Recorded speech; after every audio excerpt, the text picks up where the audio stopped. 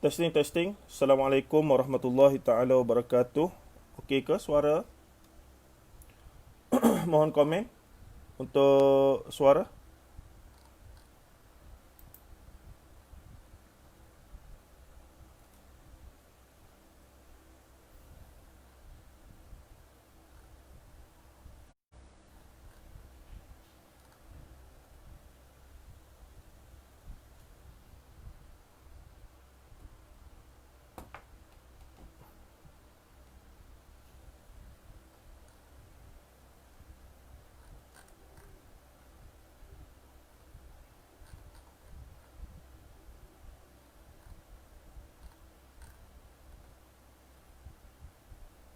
Okey, suara sudah jelas. InsyaAllah kita mulalah. Dah terlewat dalam lebih kurang 20 minit juga ni. Bismillahirrahmanirrahim. Assalamualaikum warahmatullahi taala wabarakatuh. Alhamdulillah wassalatu wassalamu ala Rasulillah wa ba'd. Sahabat-sahabat sekalian, pertamanya mohon maaf atas kelambatan masalah teknikal ya. Memang pihak penganjur meminta untuk saya bercakap seorang, tapi menjadi kebiasaan pada mutakhir ini kita buat ala forum ataupun berduet dan seumpamanya, dan ia lebih menarik lah. Maksudnya saya tak rasalah bercakap seorang-seorang, dan ada regu untuk nanti intra bagi idea soalan-soalan dan seumpamanya. Tapi tak apa, kita balik pada metod biasa, namun tetaplah kita kekalkan mauduk perbincangan dan seumpamanya, insyaAllah. Baik. Sahabat-sahabat sekalian, tajuk yang diminta untuk dibahaskan, saya ingat saya akan bentang kurang lebih dalam 30 ke 40 minit, dan kemudian kita buka pada perbincangan lah. Dan fakta-fakta yang mungkin saya nak utarakan sudah banyak diketahui umum. Cuma lagi mungkin ada beberapa perkara yang bermaksud tambahan daripada apa yang sudah dibincangkan selama ini. Baik, tajuk yang diberikan adalah peranan kaum muda dalam kesedaran Islam di tanah Melayu. Pertamanya, kita mesti mengetahui apa yang dimaksudkan dengan kaum muda dalam konteks pensejarahan di tanah Melayu kita lah.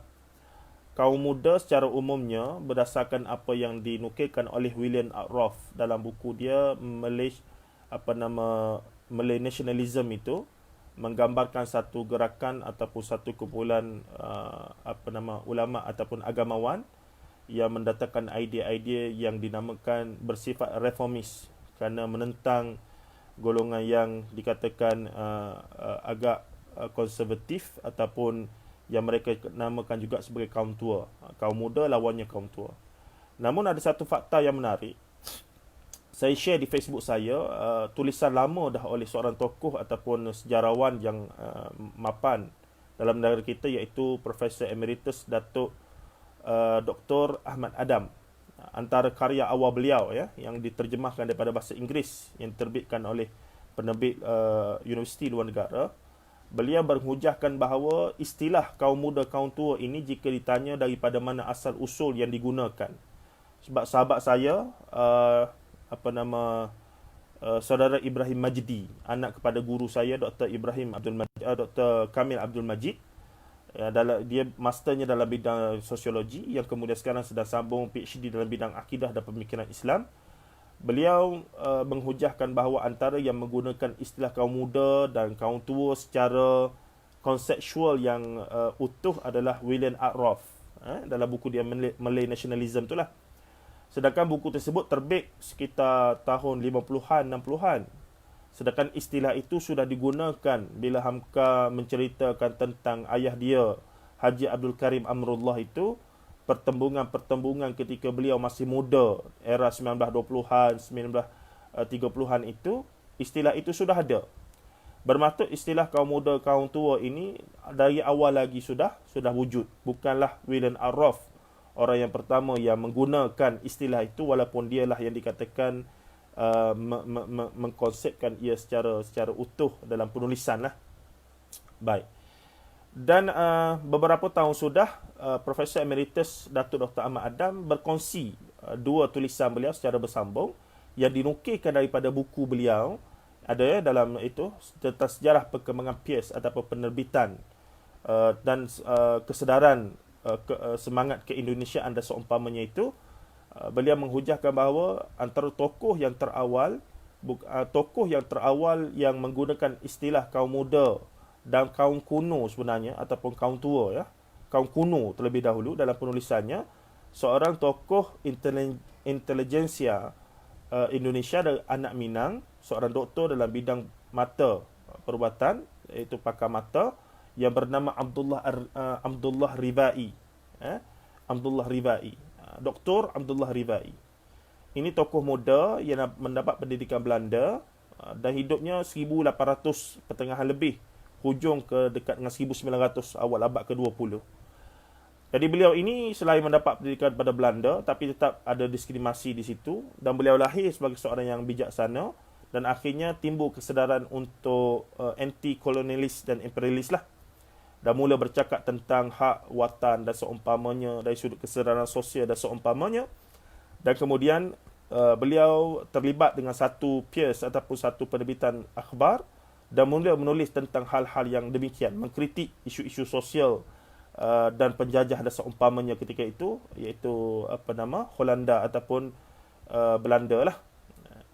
Dan daripada situlah beliau secara konstruktifnya, menurut Profesor Emerita Datuk Dr. Ahmad Adam, telah menggunakan istilah kaum muda dan kaum tua yang pada asalnya tidaklah merujuk kepada pertentangan agama, isu-isu teologi ataupun isu-isu tentang ni. Dia lebih kepada tentang kaum adat dan kaum muda yang tidak mahu lagi terikat dengan adat, ataupun mereka yang dilihat tidak mahu mesra dengan penjajah, iaitu Belanda ketika itu. Itu pada asasnya. Baik. Jadi ini menarik sebab saya juga lama mencari siapakah yang paling awal menggunakan istilah kaum muda kaum tua, dan kita jumpa jawapannya dalam tulisan dan kajian yang sudah lama sebenarnya oleh Profesor Emeritus Datuk Dr. Ahmad Adam, yang mutakhir banyak berkarya tentang perkara-perkara yang cukup luar biasa walaupun menyanggah norma kebiasaan ataupun arus perdana, tapi bagi saya penghujahan beliau cukup ampuh dan payah untuk kita kata dalam masalah rad ataupun untuk dihujahkan kembali, ya, tentang hantuah dan seumpamanya mutakhir ini. Baik. Namun bila kita bercakap tentang kaum muda dalam perbincangan yang di tanah Melayu, dia tidak secara langsung melihat kepada pergerakan kaum muda, kaum tua ataupun isu-isu sosial yang berlaku pada zaman Abdullah Rivai. Tapi dia lebih kepada, terlebih dahulu asasnya adalah tentang kemunduran berfikir umat Islam dalam agama terlebih dahulu sebelum pergi kepada kesedaran ekonomi, sosial dan juga politik.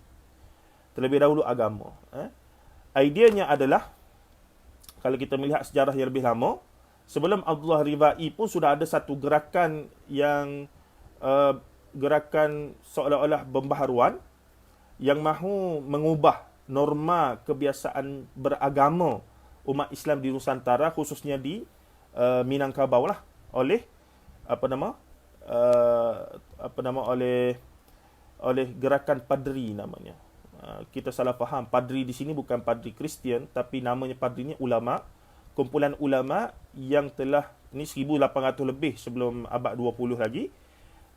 Mereka telah, saya bertanya kepada Dr. Azhar Ibrahim, sebab kemunculan golongan ini, dan ada satu buku yang saya rujuk bagus menceritakan perkara tersebut. Munculnya golongan Padri ini jauh sebelum munculnya ataupun pengaruh daripada Jamaluddin Afghani dan seumpamanya muncul, sebab majalah Al-Imam belum muncul lagi ketika itu. Majalah Al-Imam yang merupakan adaptasi daripada majalah Al-Manar itu belum muncul.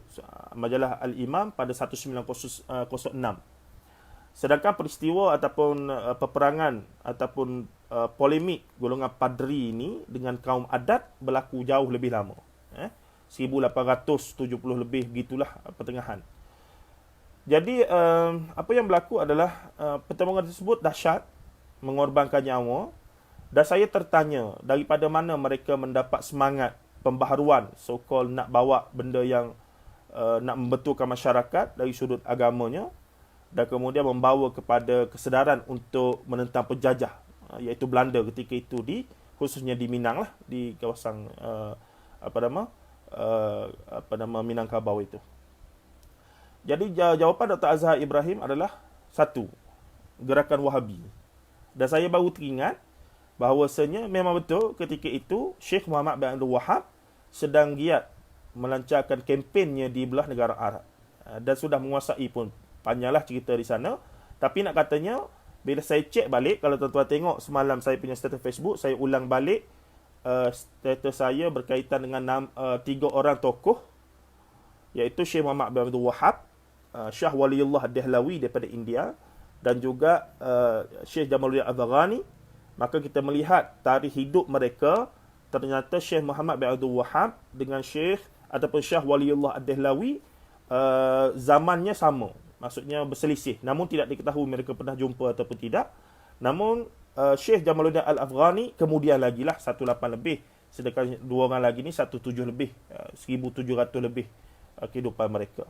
Jadi bila ditanya daripada manakah gerakan Padri mendapat semangat ataupun mendapat pengaruh mereka balik nak melakukan islah dan tajdid, khususnya dalam urusan yang melibatkan 3 perkara, iaitu khurafat, tahyul dan bid'ah, makanya jawapannya adalah mereka mendapat setelah mereka pergi menunaikan haji di Mekah. Dan kita tahu dulu bila pergi buat haji di Mekah bukan boleh balik 1 bulan kapal terbang, lamalah duduk di sana setahun, kemudian kadang-kadang 2-3 tahun baru balik, ataupun paling tidak 6 bulan pergi, 6 bulan balik. Jadi sempat belajar, bersyu'bah dengan ulama-ulama sana, menerima pengaruh, terdedah dengan polemik yang berlaku di sana. Dan sebahagian daripada Tuanku Imam Bonjol ini, ketua kepada kaum Padri, telah bawa balik semangat tersebut. Itu sejarahnya. Tapi gerakan tersebut kemudian berjaya dipatahkanlah oleh Belanda. Kaum adat berpakat dengan Belanda dan akhirnya menghapuskan. Tapi pertumpahan darah berlaku. Dan semangat ataupun sentimen terhadap kaum dinamakan Padri ini sentiasa diulang-ulang. Walhal kemudian mereka dianggap sebagai berjasa juga.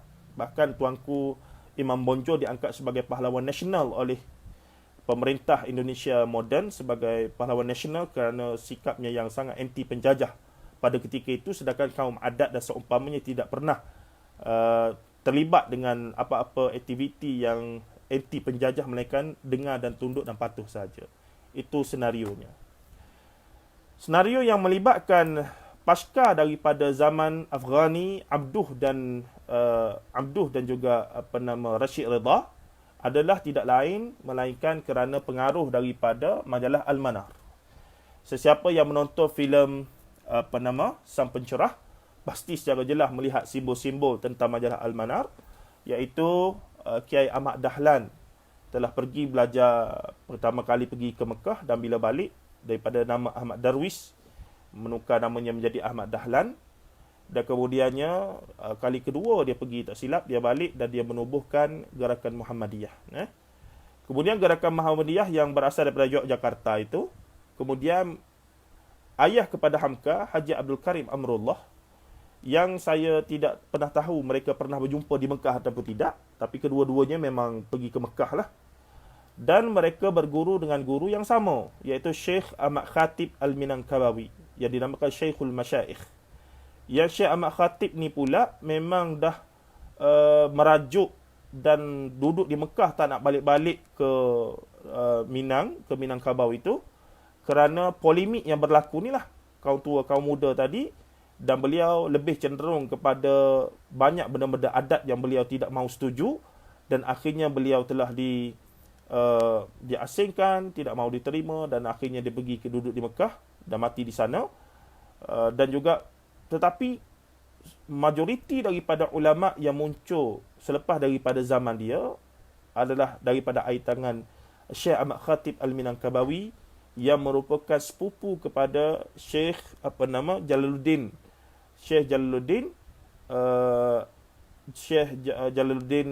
Al-Falaqi Al-Azhari itu.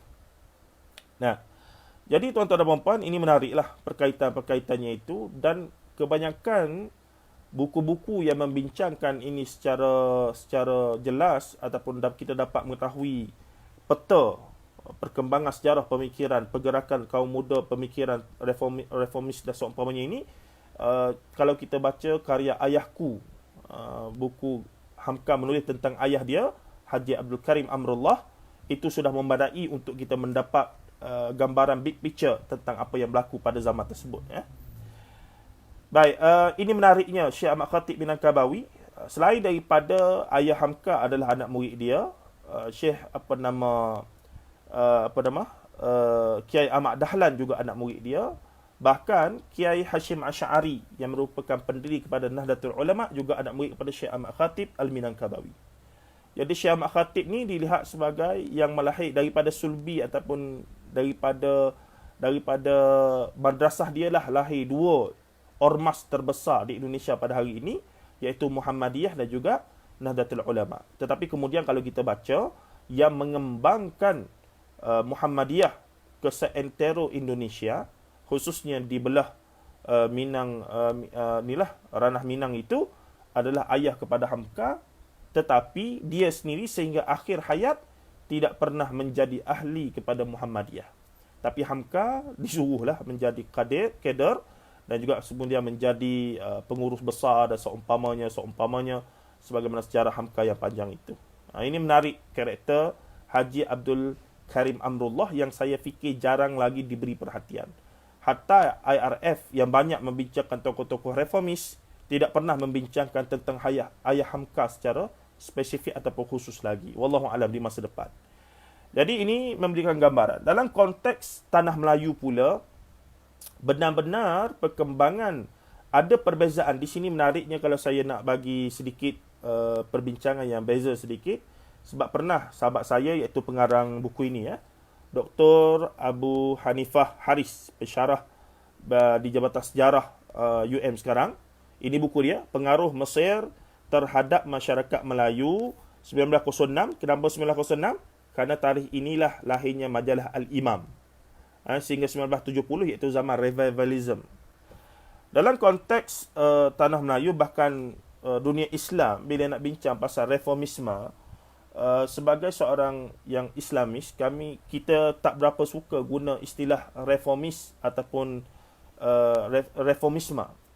Kerana reformisme yang dikaitkan dengan istilahnya dan jenama itu, sejarah di sebalik istilah yang digunakan reformisme itu memang terkait dengan gerakan anti kepada gereja lama, iaitu yang melahirkan gerakan Protestanisme itu. Jadi bila sebut kata reformisme, Martin Luther yang mendatangkan mazhab baru dalam Kristian itu, maka kita kurang setuju menisbahkan ataupun mengaitkan islah dan tajdid dalam agama ini dengan perkara yang lebih kurang sama. Sedangkan konsepnya begitu sekali berbeza lah. Sebab itulah Al-Ghazali dianggap sebagai muslih, seorang yang melakukan islah dan tajdid. Begitu juga Syekhul Islam Ibn Taymiyah kemudiannya dan seumpamanya. Tokoh-tokoh yang kita sebutkan tadi, sama ada Syekh Muhammad Abdul Wahab, sama ada Syekh Waliullah Ad-Dahlawi, sama ada Syekh Jamaluddin Al-Afghani, kemudiannya boleh dikatakan hulu pangkal kepada semangat islah dan tajdid mereka itu tidak lain diambil daripada tokoh yang bernama Syekhul Islam Ibn Taymiyah, dan juga sebahagiannya mengambil daripada semangat dan juga ilmu daripada Hujjatul Islam, iaitu Al-Imam Ghazali rahimahullah ta'ala. Ini rantaian perkembangan ilmu yang tak boleh kita nafikan dia punya pengaruh antara zaman itu. Ya.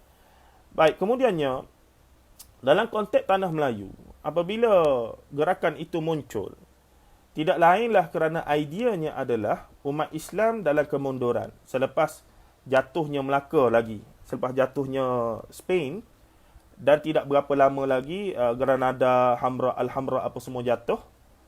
Kemudian di tangan Isabel dan Philip apa semua tu. Kemudiannya tidak berapa lama jatuhnya mereka 149 lebih.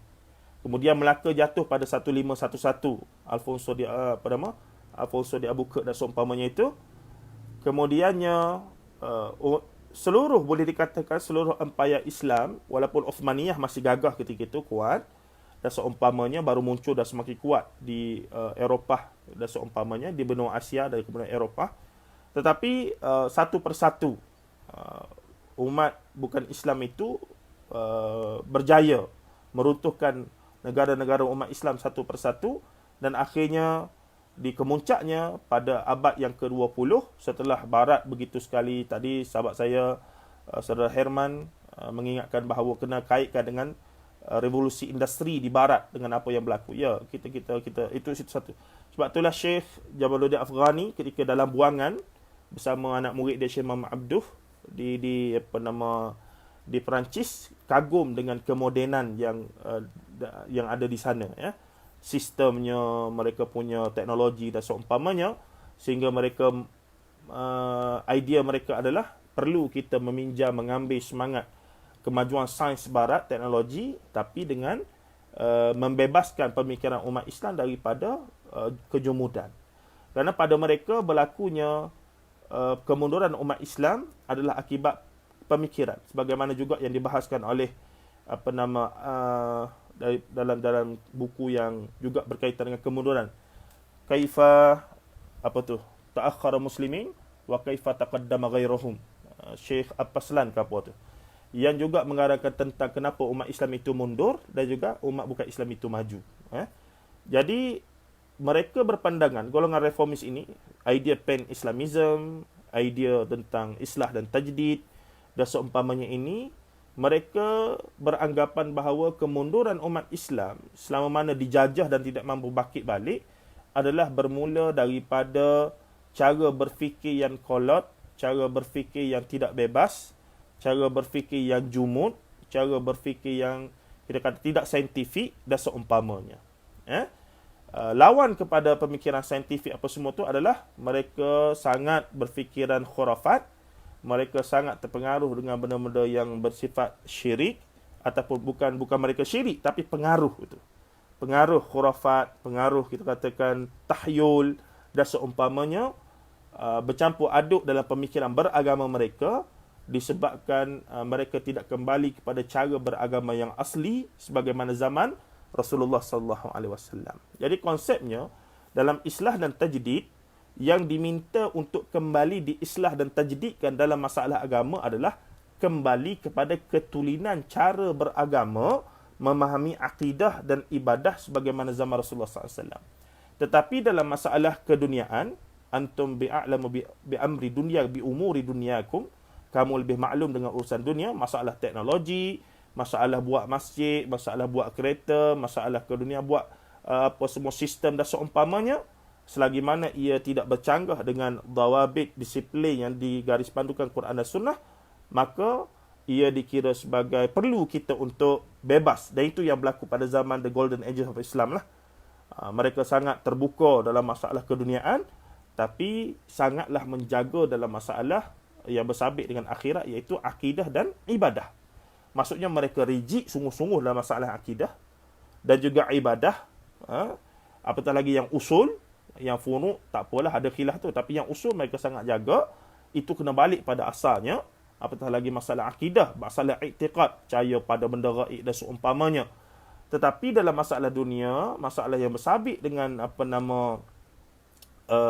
teknologi, bersabit dengan teknologinya, bersabit dengan keduniaan sistem dan seumpamanya, tidak mengapa untuk kita mengambil sebanyak mungkin manfaat daripada musuh kita sendiri, iaitu Barat ketika itu, dalam arti kata itu.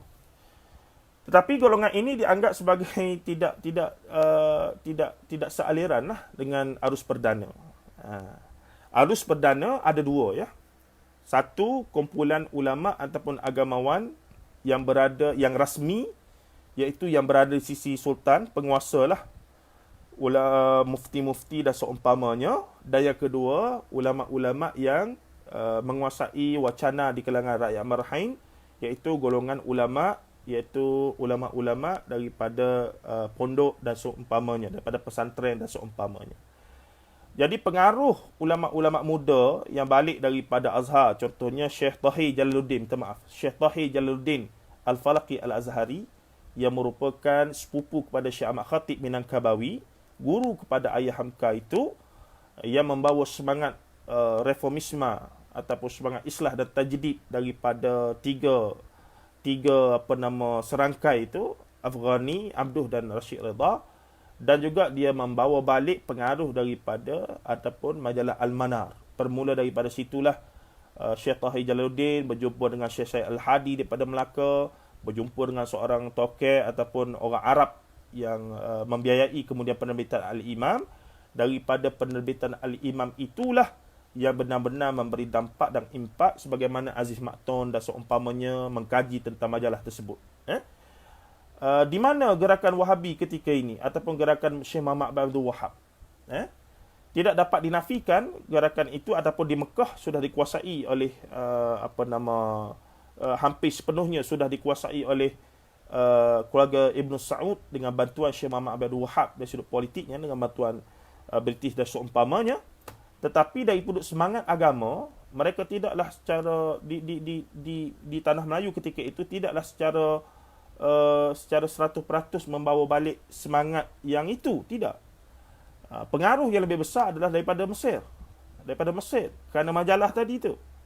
Dia berbeza dengan kaum Padri yang memang secara jelas mendapat semangat untuk melakukan apa yang mereka lakukan kepada kaum adat daripada gerakan Syekh Muhammad Abdul Wahab.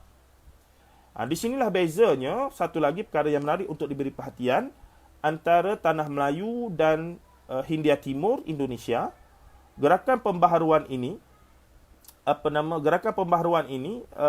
di Indonesia, dia bermula dari awal lagi sudah ada ormasnya, organisasi massa, Muhammadiyahnya, Nahdlatul Ulama kemudian muncul sebelumnya Syarikat Islam oleh Jokro Aminoto, kemudian munculnya Persis, kemudian munculnya Dewan Dakwah, dan majoriti daripada ormas ini dari sudut kecenderungan beragama memang mereka lebih kepada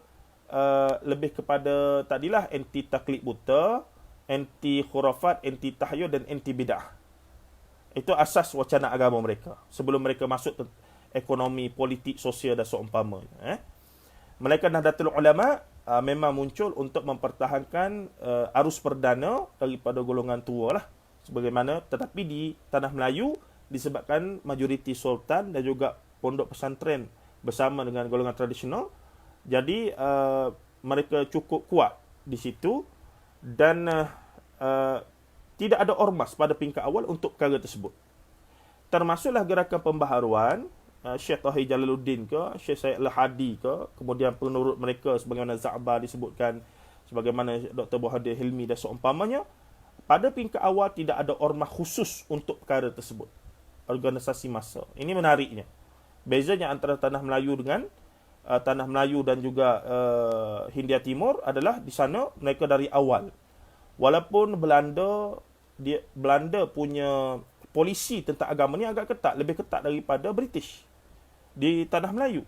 Tapi mereka lebih bergerak menggunakan ormas dari awal lagi. Tetapi di tanah Melayu sampai ke sudah tidak ada ormas. Wallahu alam, jika tuan-tuan ada maklumat, tapi setakat yang saya tahu tidak ada ormas dalam gerakan itu. Dan lebih menariknya lagi, pengaruh yang sama juga sampai ke Kelantan. Cuma di Kelantan dia lebih unik. Pernah berlaku polemik besar tentang anjing. Ini boleh baca dalam buku sebagai contoh. Buku ni ada dalam bab yang ketiga, ya. Pengaruh Mesir terhadap kesedaran sosial masyarakat Melayu. Ini ada dituliskan tentang pengaruh apabila seorang anak kepada mufti Kelantan ketika itu, Mufti Haji Wan Musa, yang dihantar belajar di Mekah. Tetapi sebelumnya dia terlebih dahulu belajar di Kelantan dengan Maulana Tuk Khurasan, seorang ulama hadis yang datang duduk di Kelantan daripada India, Pakistan lah, dia daripada Khurasan. Dan daripada itu dia pergi ke Mekah. Dan di Mekah dia berjumpa dengan Maulana Nasir Hindi yang dalam buangan kerana menentang British. Daripada Mekah itu, kemudian adik-adik dia kemudiannya pergi belajar balik dengan Maulana Ubaidillah Sindi ini hingga ke India sana. Jadi aliran Islah dan Tajdid di Kelantan memang pada asalnya mendapat pengaruh daripada juga majalah Al-Manar. Mufti Haji Wan Musa sangat terpengaruh dengan majalah tersebut.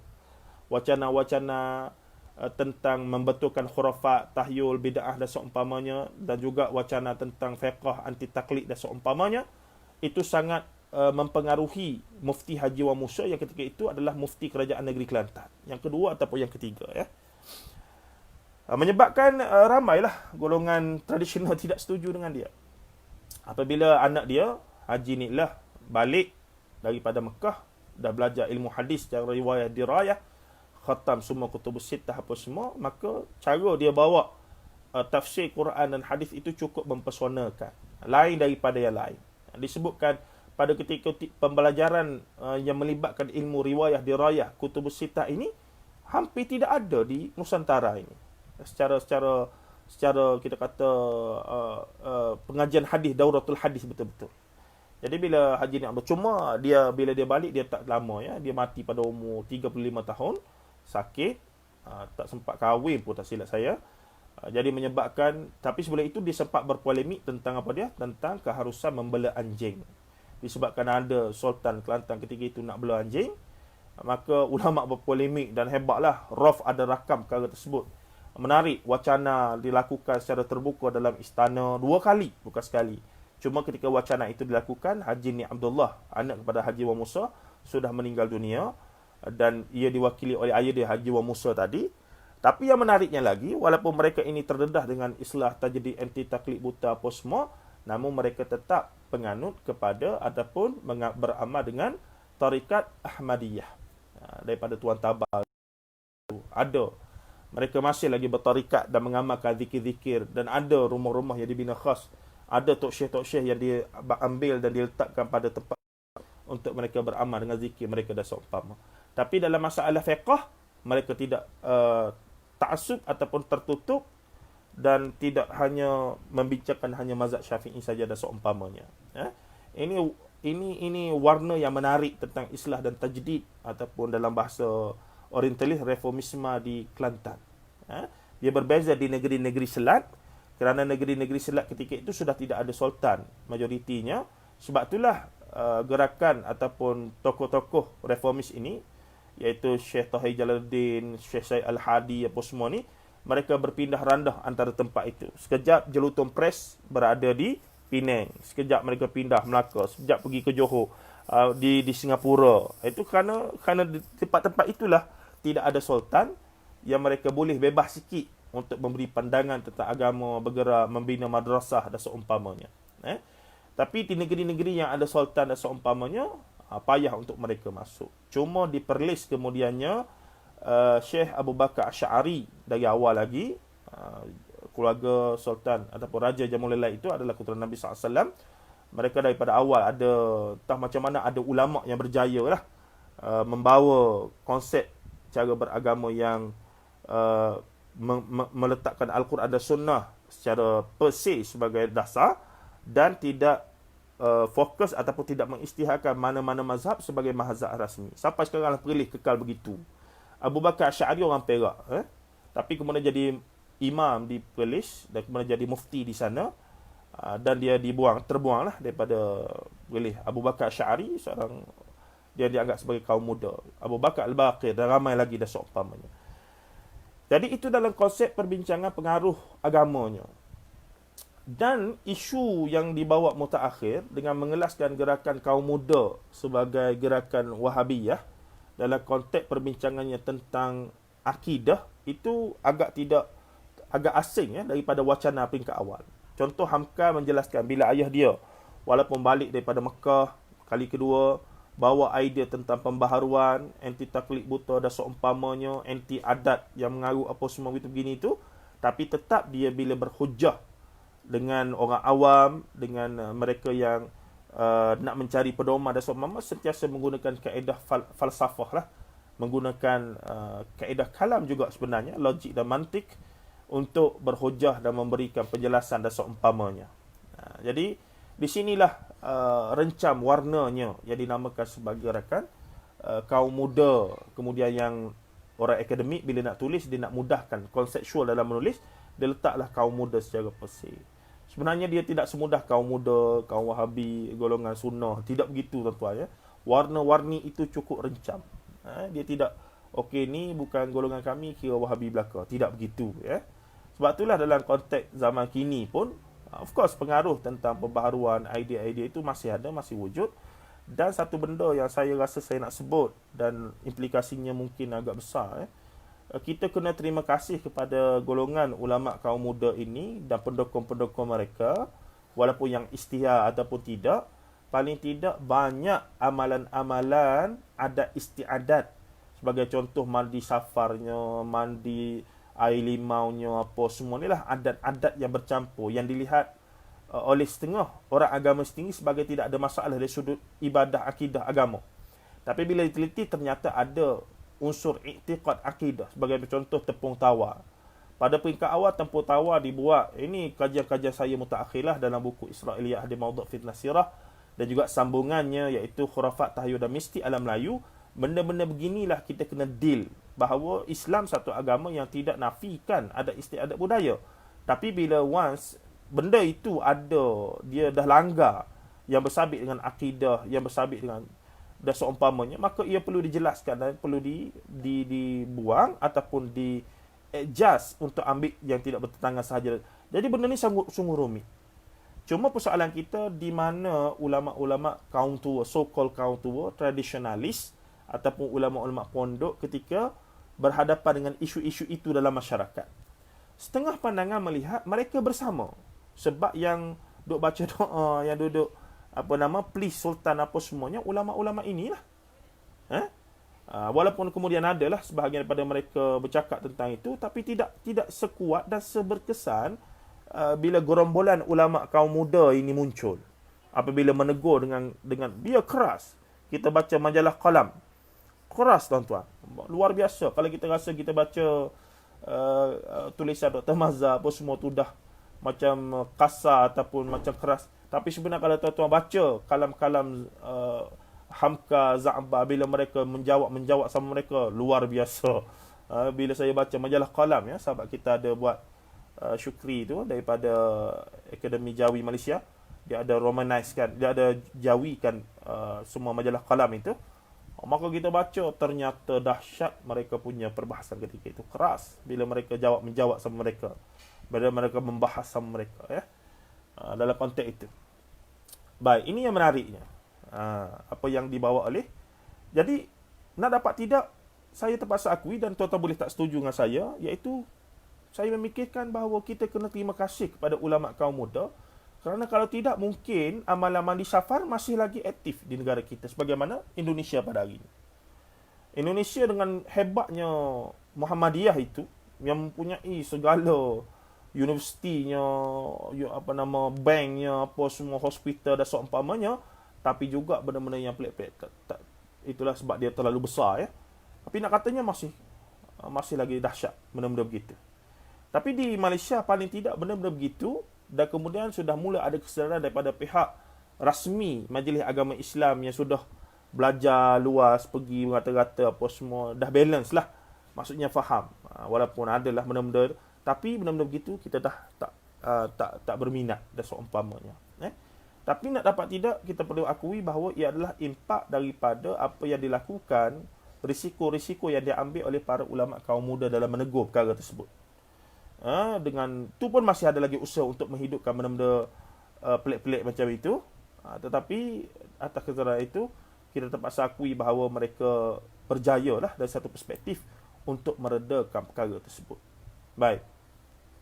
Soalan yang muncul, apakah sikap ulama kaum tua ni, khususnya yang di pondok-pondok dan seumpamanya, terhadap isu-isu yang begitu.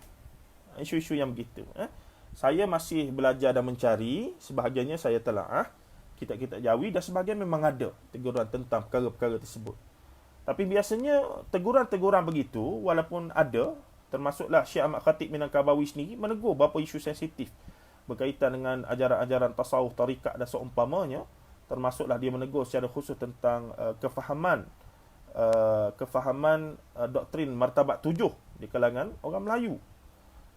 Dan dia sebab itulah dia tidak berapa disukai, ya, oleh golongan yang dinisbahkan sebagai ulama kaum tua, walaupun dia sendiri adalah guru kepada Nahdlatul Ulama itu.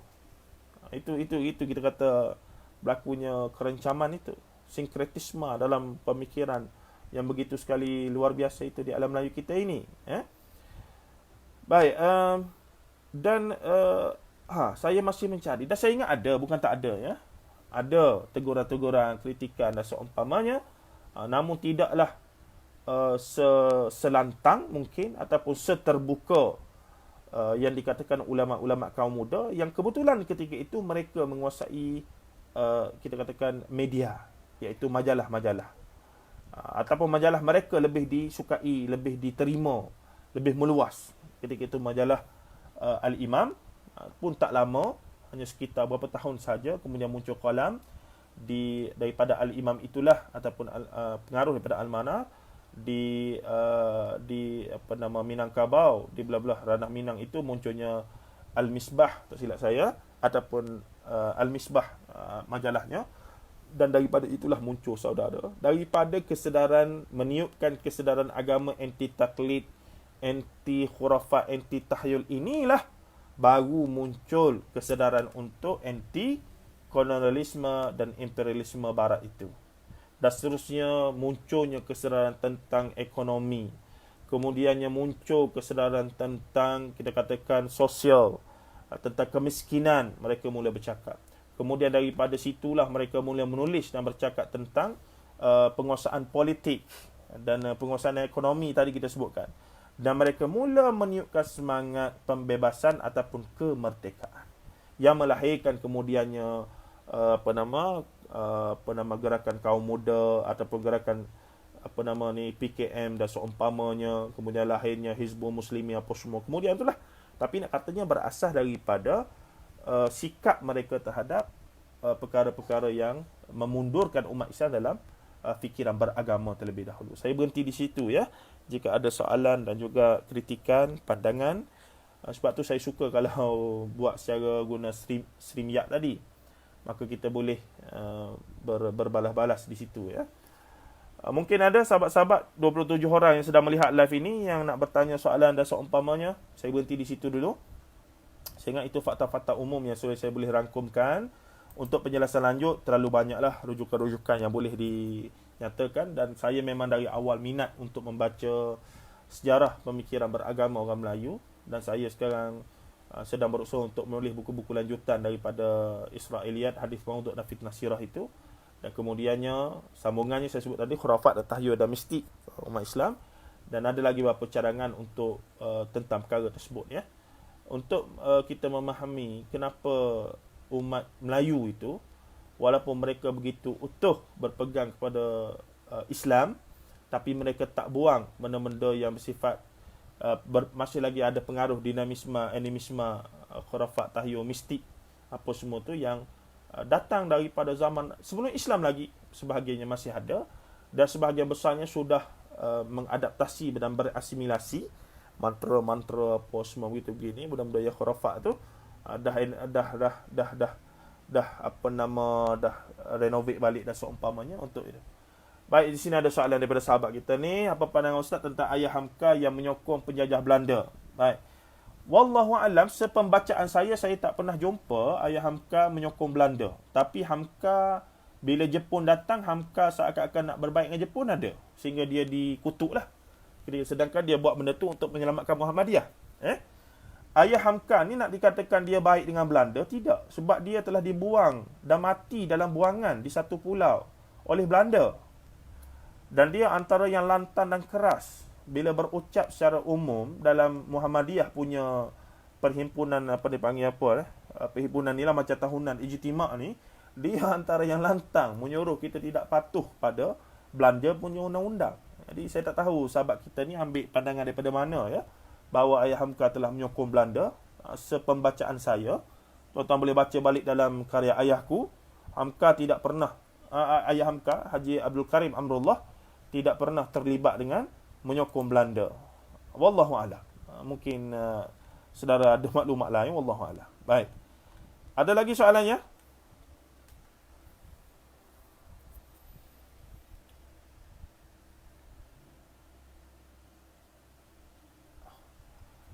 Obviously, saudari Suhaila, kerana idea-idea yang dibawa oleh golongan kaum muda yang dinamakan kaum muda lah.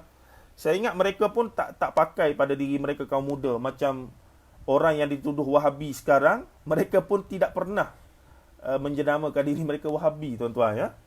Tapi dalam media dan dalam penulisan akademik bahkan, mereka perlu dikonsepkan, dikelompokkan. Itu memang jadi amalan. Sama ada ia kemudian positif negatif itu bergantung pada penafsiran sosial pada ketika itulah. Tetapi dalam konteks ini, kenapa soalannya julutan pres tidak bergiat di negeri-negeri Arab Sultan? Jelas.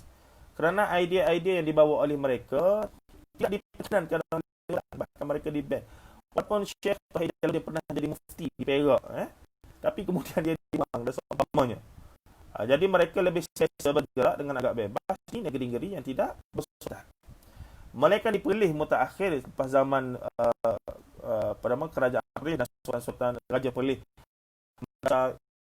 Sunnah tidak takut pada mazhab secara khusus iltizam. Maka setelah itulah mereka mula, kita katakan, sultan itu memain peranan pula untuk mengukuhkan pandangan kembali pada Quran dan Sunnah dan tidak iltizam dengan satu mazhab sebagaimana negeri-negeri lain mengisytiharkan mesti meletakkan mazhab Syafi'i sebagai mazhab utama, tapi bila tak ada dalam masa yang sama boleh guna mazhab lain. Itu secara teori, tapi secara praktikalnya kalau kita beramal dengan apa yang mereka anggap bukan mazhab Syafi'i, kira-kiranya semua Wahabi belaka. Sedangkan perbincangan tu luaslah.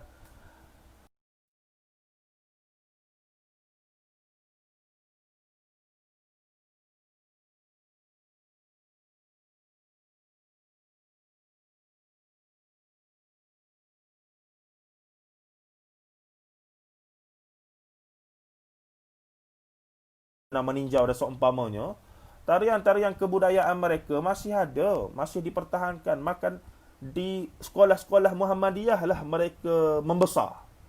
Bahkan di sekolah-sekolah Muhammadiyah ya ada pancaragam, kugiran dan seumpamanya. Mereka berpegang pada kaul-kaul dalam bab itulah. Tapi dalam bab solat, bab akidah mereka jelas mereka nak apa. Tapi dalam bab yang masih dianggap sebagai khilaf, ada furuk dalam bab fiqh dan seumpamanya, kadang-kadang mereka agak luas dalam pegangan mereka. Sebab tu bila pergi ke Danau Meninjau apa semua, tuan boleh tengok mereka masih mempertahankan tarian piring sebagai contoh. Ini saya tengok dengan mata saya sendiri bila pergi sana ya. Tidak benar. Tapi dalam versi di tanah Melayu pun wallahu alam, cuma dalam konsep asas Islam sekalipun, Islam bukan satu agama yang anti budaya dan seumpamanya. Tapi jika budaya warisan itu ada perkara yang melibatkan benda yang sudah merosakkan akidah, maka ia tidak dibenarkan. Sebagai contoh, di Barat, Mak Yong, menara dan sebagainya di Kelantan ataupun Ulik Mayang di Terengganu. Pada asasnya ia satu ritual pemujaan. Itu jelas. Siapa yang baca dan tahu sejarah munculnya ritual-ritual itu Ulik Mayang pemujaan kepada roh padi ataupun semangat spirit ataupun semangat padi. Dipujalah supaya padi ketika itu tidak menjadi inilah rasa umpamanya. Tapi kemudian unsur pemujaan itu sudah dibuang. Dan sekarang ni dia menjadi satu persembahan kebudayaan. Maka dari sudut akidahnya, perkara itu selesailah. Sebab ia tidak dilakukan atas dasar i'tiqad, nak minta satu roh, satu semangat. Minta selain daripada Allah. Untuk dapat kerahmatan, padi jadi subur dan seumpama. Tapi ia dibuat sebagai sebuah persembahan kebudayaan. Cuma dari sudut fiqahnya masih ada dosa lah. Kalau kata si penari itu tidak menutup aurat di hadapan bukan ajnabi, tapi kalau sama perempuan apa semua, pergilah. Nak menjoget apa semua, tak ada masalah. Begitu juga di Barat. Di Barat di Kelantan, satu masa diharamkan oleh almarhum Datuk Tentara Setia Tuan Guru Haji Abdul Aziz Nikmat, yang juga dilihat sangat terpengaruh dengan idea islah tajdid, kaum muda muhaddithin adalah hadis. Sebab dia belajar di India dengan untuk Khurasan dan seumpamanya ya. Jadi tingkat awal Tok Guru mengharamkan di Barat, bahkan menara Mak Yong apa semua tu diharamkan. Sebabnya apa? Sebab ada unsur bertentang akidah di situ kerana isu pemujaan. Sebelum nak mula di Barat kena ada dia panggil ritual buka panggung. Ritual buka panggung ni apa dia? Puja roh ataupun puja dewa mari turun untuk jaga majlis kita ni supaya berjalan lancar sampai ke akhir. Maka itu tidak dibenarkan sebagai seorang Islam berakidah dengan akidah tauhid. Tidak bolehlah tuan-tuan. Mereka yang mengaji akidah, sama ada akidah salaf ke, khalaf ke, sifat 20, jelas perkara ini. Tetapi kemudian unsur itu dibuang. Unsur pemujaan apa semua dibuang. Bahkan pada peringkat awal, Dikir Barat apa semua ni, dia punya lirik itu dibuat tengah malam dengan mabuk, minum makan tuaknya. Saya tahu, saya orang Kelantan, saya terlibat. Saya pernah jadi juara tukang Dikir Barat, juara dia tu, tukang menyanyi. Saya pernah jadi. Nah, kita tahu benda-benda begitu. Kita pernah terlibat. Jadi Tok Guru jelas, yang tak boleh, tapi yang boleh kita boleh. Maksudnya kemudian bila Dikir Barat sudah mengalami transformasi, dibuang benda-benda khurafat, tahayul apa semua tadi, puja-puja setan, iblis apa semua roh-roh tu, balik pada sekadar lagu dengan lirik dan tarian ataupun tepuk tangan dia, maka sampai sekarang Dikir Barat dibenarkan. Dulu dia punya lirik penuh dengan mencarut, cerita pasal janda, punggung besar apa semua, begitu seksis. Dan itu benda perkara dibuang. Jadi Dikir Barat sekarang liriknya puji Tuhan, tentang sosial, kritik sosial dan seumpamanya. Maka sampai sekarang Dikir Barat dah dibolehkan, tak ada masalah apa tuan-tuan. Cuma menara Mak Yong tu tidak boleh lagi sebab memang ada unsur-unsur yang dia tak lepas lagi daripada unsur-unsur pemujaan apa semua tu. Ia tidak sekadar kebudayaan, tapi saya ingat ulik mayang apa semua tu dah jadi kebudayaan semata-mata. Tidak ada dah unsur pemujaan, ya. Dan pensyarah saya di APM, Akademi Pengajian Melayu, dia mengajar seni, ya. Ada penggiat seni yang bila nak buat satu persembahan Mak Yong di di Istana Budaya, telah minta untuk letakkan satu dulang yang ada ayam dan ada pulu apa semua di atas gabung, di atas Istana Budaya tu, di atas tu. Sebab apa? Sebab ada kepercayaan itu satu bentuk menjamu siapa tu? Menjamu jin iblis mana, wallahu alam lah. Kepercayaan dia lah, supaya bila dijamu roh ataupun jin apa semua tu, maka majlis dia berjalan lancar. Maka tidak boleh. Alhamdulillah pensyarah saya faham ketika itu, ya. Dia kata tak payah nak bermakyung jelah sebagai seni, buatlah makyung tu. Tapi tak payahlah puja-puja apa semua tu. Jadi di sinilah kita nak jelaskan Islam bukan agama yang anti budaya, tapi dia membezakan yang boleh, yang patuh syariat, yang cannot cross the border, yang langgar akidah, maka tidak dibenarkan. Itu je lah. Banyak lagi lah contoh saya boleh bagi, ya. Dan melanggar syariat dari sudut hukum fiqh tu satu hal, tapi yang melibatkan akidah, syirik apa semua satu hal. Seorang perempuan tak pakai tudung berdosa, tuan-tuan, tapi tidak menggugurkan akidah. Tapi jika dia tak pakai tudung dan dia kata tak pakai tudung ni adalah suruhan Nabi Muhammad, Islam sebenarnya tak suruh pakai tudung, itu cerita lain. Itu dia dah langgar ayat Quran, hadis apa semua tu. Walaupun ada khilaf benda ni, tapi kita tengok pada jumhur. Tuan-tuan kena ingat tu. Kita tak pakai tudung, saudara-saudari tak pakai tudung, tak ada masalah. Bukan ada masalah lah. Itu hak masing-masing lah. Tapi dikira dosa dari sudut fiqhnya itu. Ada dosanya. Tapi sehingga kita memperjuangkan tak payah pakai tudung. Bukan pakai tudung lah maksudnya, tutup aurat dengan sempurna. Itu cerita lain. Jadi kita jelas dia punya tu. Ada kelonggaran yang cukup besar dalam Islam, tapi masih ada dia punya pembatas itu. Tuan-tuan boleh setuju dan tak setuju, ya, tidak ada masalah. Baik. Kita tengok sikit lagi ni, ada dalam buku ayahku disebutkan perselisihan faham antara ayahnya dan murid beliau Jamaluddin Tamim dan Datuk Batuah yang kiri. Jadi apa soalannya? Memang ada beberapa anak murid dan sahabat kepada Haji Abdul Karim, sebab Hamka menggambarkan ayah dia ni seorang yang cengih, yang sangat mudah tersinggung. Walaupun dia sendiri bercakap supaya terbuka, jangan taksub, jangan taklid, tapi dia sendiri sebagai orang tua, orang yang bangsawan itu, orang besar lah dalam itu, kadang-kadang dia jelas mudah tersinggung dan cukup mudah marah. Tapi dalam masa yang sama cukup pemaaf. Walaupun dia mudah marah, mudah tersinggung, tapi dia juga cukup pemaaf. Jadi ramailah sahabat-sahabat dia yang tersinggung dengan dia, yang ada juga anak murid dia sampai tinggal dia, tak mari-mari, bahkan ada anak murid dia yang jadi komunis kemudiannya, yang terlibat dengan komunis kemudiannya. Tetapi sebahagiannya ada yang kembali balik bersama dia. Itu biasa, seorang guru hebat. Dalam sepanjang sejarah memang begitu sifat dia. Seorang guru yang hebat memang begitu. Wallahu a'lam. Baik, kemudiannya Iqbal tanya lagi ni, bagi Ustaz dan Tuan Guru ni Abdul Aziz berjaya membawa idea kaum muda di Kelantan dengan bijak kerana orang Kelantan pandang dia seorang ulama pondok. Satu wawancara menarik yang dibuat oleh Dr. Farishno dalam surat khabar The Age ke apa tu. Saya tak ingat. Kemudian dibukukan. Jadi Farishno ni pernah Dr. Farishno historian dia Asian Pacific historian begitulah lebih kurang tentang zaman kolonialis punya zaman, sejarah-sejarah zaman tu. Tapi dalam masa sama dia banyak juga bincang pasal jemaah tabligh, perkembangan wacana pengaruh Islam dan seumpamanya. Menarik, saya amat kagum dengan Dr. Farishno. Dan dia pernah temu duga ataupun temu ramah almarhum Datuk Mentara Setia Tuan Guru Haji Abdul Aziz Ahmad. Jadi antara soalan yang ditanya adalah apakah cara Tok Guru untuk tarik sokongan. Sebab Tok Guru pada peringkat awal bila balik, memang dilihat sebagai kaum muda. Mula-mula dia balik daripada India, Pakistan. India dia pergi ke Mesir. Dia balik, pengaruh semangat Islah Tajdid ataupun reformisme ini cukup kuat ya. Dan dia sampai tidak dibenarkan mengajar di Masjid Surah lah. Dan ketika mula dia balik, masa dia mengajar di Mahad Muhammadi, lelaki ataupun perempuan ketika itu, cara pakaian pun masih lagi kod, pakaian kod apa semua. Macam orang zaman tu lah, orang yang standard zaman tu. Tapi kemudian bila dia mula terlibat dengan politik dan seumpamanya, Tok Guru sebagai orang yang faham ataupun nak sangat faham cara psikologi masyarakat ni, dia mula mengubah penampilan. Jadi dia mula berjubah, dia mula apa semua ni mengubah. Kerana dia tahu selagi mana dia tidak begitu, maka penerimaan orang awam, khususnya golongan yang kuat pengaruh pondok terhadap dia.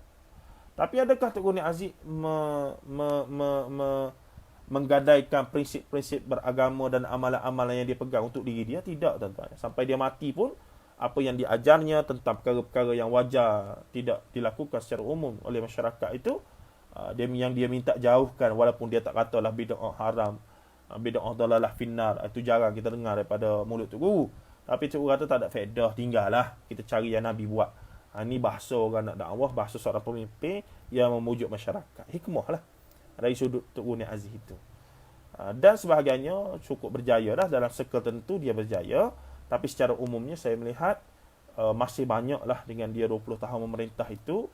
Barangkali kalau kena cara dia dan disokong oleh orang keliling yang lebih komprehensif, barangkali lebih banyak pembaharuan yang boleh dibuat itu. Baik, akhir sekali ni. Kita berhenti pukul berapa? Tahu tak Iqbal? Apa pandangan Ustaz tentang Syekh Ahmad Wahab? Syekh Ahmad Wahab yang Minangkabau tapi tidak mahu kembali ke Minangkabau sejak bersekolah di Mekah. Syekh Ahmad Khatib Minangkabawi maksudnya ya. Syekh Ahmad Khatib Minangkabawi ya, sepatutnya ni. Yang tidak mahu kembali ke Minangkabau sejak bersekolah di Mekah. Baik, pada pandangan saya, banyak faktor kita tak faham apa yang dia hadapi ya.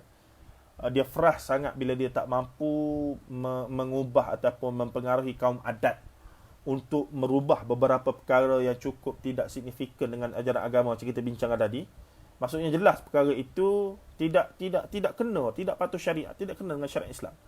Tapi kerana mereka nak juga, mereka konalah ada ulama-ulama yang boleh guna ayat Quran hadis ni supaya akhirnya ayat Quran dan hadis ataupun agama itu endorse benda-benda adat tadi. Ini bukan perkara yang asing, sepanjang sejarah Islam, bahkan sebelumnya Yahudi Nasara pun buat begitu tuan-tuan ya. Tinggal lagi kita nak ikhlas ikut Quran hadis aja ke, ataupun kita nak guna untuk kepentingan yang hari ni, dan untuk politiknya, untuk apa semua, dan pada zaman itu untuk kepentingan kaum adat dan seumpamanya. Maka itulah yang berlaku pada zaman tersebut. Dan kerana tak ramai lagi ketika itu, barangkali Syekh Ahmad Khatib pun dia tak ada tim ya. Dia tak ada satu anak murid yang kuat. Macam Syekh Abdul Karim Amrullah Hamkan ni, at least dia ada kawan-kawan, anak murid yang mendukung dia. Kiai Ahmad Dahlan, dia ada dia punya tribe. Walaupun kaum dia, keluarga dia tak setuju pun disebabkan dia tu ni, tapi ada kemudian. Jadi itulah kekuatan berjamaah yang tidak ada pada barangkali Syekh Ahmad Khatib Minangkabawi. Sehingga dia pergi duduk di Mekah, bahkan peranannya di Mekah lebih besar lah. Dia mengarang dan melahirkan anak murid yang hebat. Anak murid yang hebat. Dan anak murid ni pula lah yang mengembangkan. Walaupun alirannya pelbagai, tapi kebanyakannya adalah daripada air tangan beliau. Ini cukup luar biasa, Syekh Ahmad Khatib Minangkabawi. yang digelar sebagai Syekhul Masyaikh, ulama yang faqih dan ulama yang pakar dalam bidang falak, yakni matematik, etnomatematik. Luar biasa tuan-tuan, luar biasa. Kita duk ingat ulama-ulama pondok kita tak reti matematik apa semua ni. Memanglah mereka tak belajar matematik, tapi mereka belajar ilmu hisab. Mereka belajar falak, matematik lah tu. Tapi dia tak panggil lah matematik, dia panggil ilmu hisab, ilmu kira-kira, ilmu falak. Itu benda-benda yang tu. Baik, sikit lagi kita pergi ya.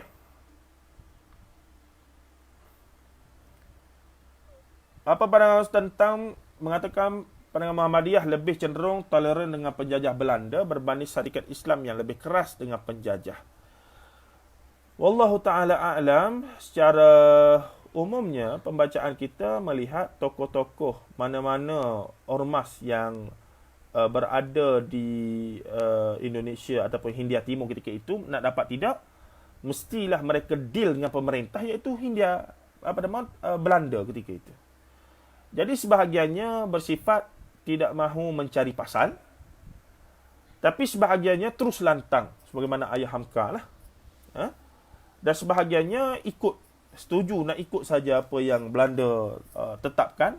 Contohnya nak ada silibus tertentu dalam sekolah-sekolah Muhammadiyah begini-begini. Dan sebahagian kata tak payah dah seumpamanya. Jadi untuk Persih mengatakan Muhammadiyah agak pro Belanda berbanding dengan syarikat Islam Cokro Aminoto. Bahkan Cokro Aminoto, kalau tuan-tuan baca kisah dia pun, dia ada kawan-kawan daripada Belanda dan berhubungan baik dengan beberapa orang pimpinan daripada Belanda. Jadi wallahu alam, saya berfikir bahawa mereka dalam satu keadaan terpaksa baik, tapi dalam masa yang sama baik dan patuh itu atas dasar tertentu. Tapi dalam masa yang sama mereka jelas apa yang mereka nak daripada kesan daripada mereka dilihat berhubungan baik itu. Tidak lain untuk kepentingan ataupun untuk keperluan ormas masing-masing lah. Saya fikir begitulah, tuan-tuan. Sebagaimana Hamka ketika Jepun datang ni, ketika mana semua orang dipaksa untuk tunduk ke arah bendera matahari naik, ketika mana tiap-tiap pagi, ketika mana matahari, dah Hamka menyebutkan dalam biografi dia itu, kenangan hidup dia tidak mampu. Ini satu benda yang ditelisiri sangat bercanggah, bukan menunduk kepada selain pada Allah, rokok pada selain Allah tak boleh. Maka dia telah menggunakan helahnya, iaitu dengan berhubungan baik dengan kempetai Jepun itu, dan akhirnya dia antara yang tidak diperlukan. Dan golongan Muhammadiyah itu adalah golongan ormas yang dibenarkan untuk terus menyebarkan dakwah, kerana beliau meyakinkan Jepun bahawa Muhammadiyah adalah perkumpulan Islam yang tidak berminat dengan perkara-perkara itu. Jadi dari satu perspektif memang Hamka kemudian dipulau dan dilihat sebagai orang yang barwa lah, bahasa kita ya, barwa Jepun. Tapi dalam masa sama orang tak perasan, kerana dia buat begitulah Muhammadiyah dapat secara tenang, secara terbukanya melakukan aktiviti-aktivitinya pada zaman kesempitan yang dahsyat itu, zaman Jepun itu. Itu wallahu a'lam. Boleh tuan-tuan baca sendiri nanti ya. Okeylah.